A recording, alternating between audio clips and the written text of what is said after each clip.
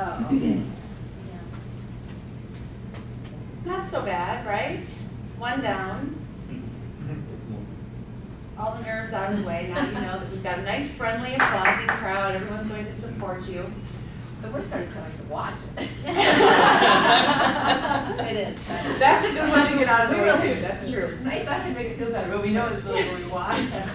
We are our own worst critics. There's no doubt about it. And you never completely get used to the videotaping.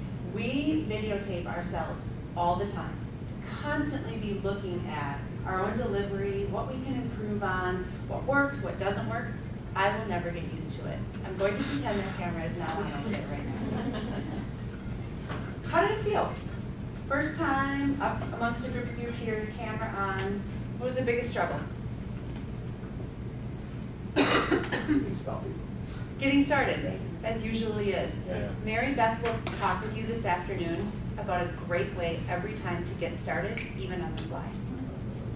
It's one of my favorite parts of this program, I have to say. I'm a little sad I'm not teaching it today. This tool, this Communication Quick Start, will give you that tool.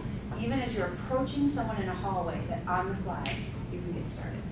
Great, great tool. I'd say also the close, how it ends. And that's part of it too. Pay really close attention this afternoon when you maneuver through that quick start. Such a great tool to create content, even if it's a 30-second on-the-fly interaction you're going to have. You can create that content just without even having to think too hard. Great, great tool. Thank you for playing along. Loved watching your intros. It's always great for me because I get to learn a little bit more about you personally and get a feel for what your lives are like outside of Deloitte. It's really just personalizes the whole process. So thank you for being troopers and going through that process. There is a lot of research that this program is based on. Think about this scenario. Tell me if you've been there or not. Big gig coming up. Prepare to really start putting together that content. Every word, put together the structure. You start with creating an outline. You might even sit down at the computer and start typing out paragraph by paragraph exactly how you're going to present that information, exactly how you're going to deliver it word for word. You are as prepared as you can be. You stand up to deliver, and the minute you get off track from those words, what happens? Right? You choke. Your head gets in the way. You feel that flurry. What did I say? What came sequentially? What came after that? And you fall apart. The reason that is because we get too caught up in the content. We get so caught up in what we're going to say that we forget we're just having a conversation. We forget to make it about our listener. And we also forget that there are a whole other slew of focal points that should be getting some attention that get none.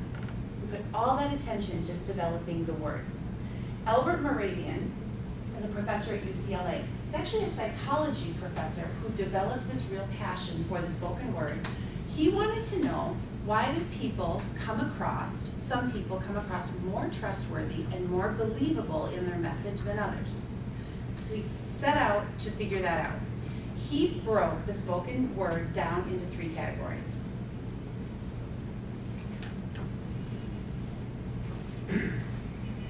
Verbal, what you say, the actual words you speak. Visual, what's happening while you say it. All of these behaviors, these things that you see me demonstrating for you right now, the eyes, the voice, gestures, everything you see when someone communicates. And then the vocal, volume, tone, inflection. Sean, you pointed out this morning that that's a really important part, improving your message, that volume and the inflection. All those tonal changes that make your message interesting. In his research, he wanted to know, how much do these matter in terms of trust and believability? Assuming these total 100%, where would you guess the percentages lie? Visual is more.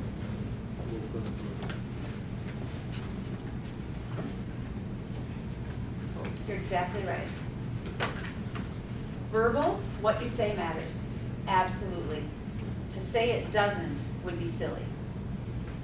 The idea is put as much effort and awareness into the visual elements of your message and the vocal elements of your message as much as you do the actual words you're going to speak.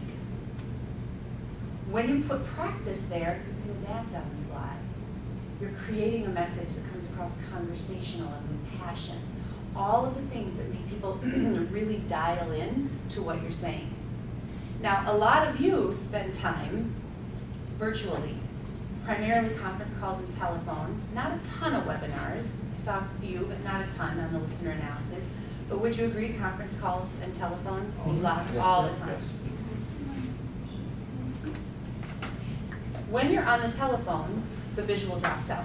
No one can see you now. Now, assuming these total 100%, where do you think the percentages fall? Vocally, 89% more than my friends. Do you want to teach this?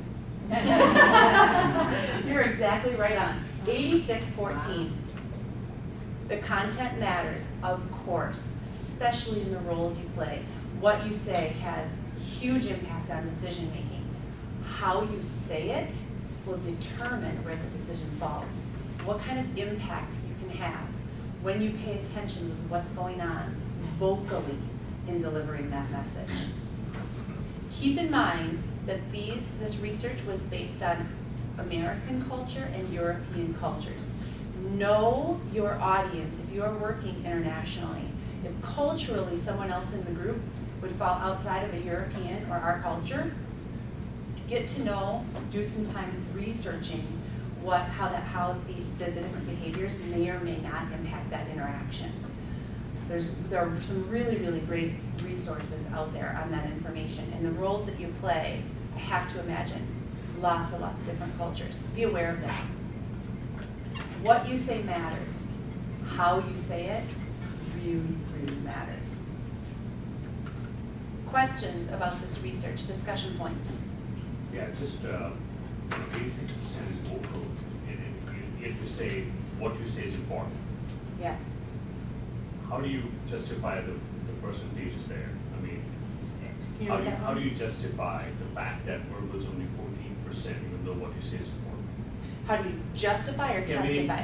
Well, justify. What I mean by that is, if you're going to be presenting something or if you're going to be discussing a specific topic, the content is important. Yes. Right? Absolutely. If I had 1 hour to prepare for a call, does this suggest that I spend 14% of my time preparing for the content, or how do I? No. The idea, remember that the research is purely based upon trust and believability. Just those two things. The Just from that research, perspective. just from that perspective. And the research, the takeaway here is they all deserve equal attention. To not only focus on the spoken word and leave the other things go. Because the listener on the other end has that much impact value. Content, critical and key, absolutely. Just don't forget about the others. When they're out of balance is where you lose the ability to impact and influence. It's creating a balance. Other thoughts, talking points on the research? Question? Yes. You probably touched on this.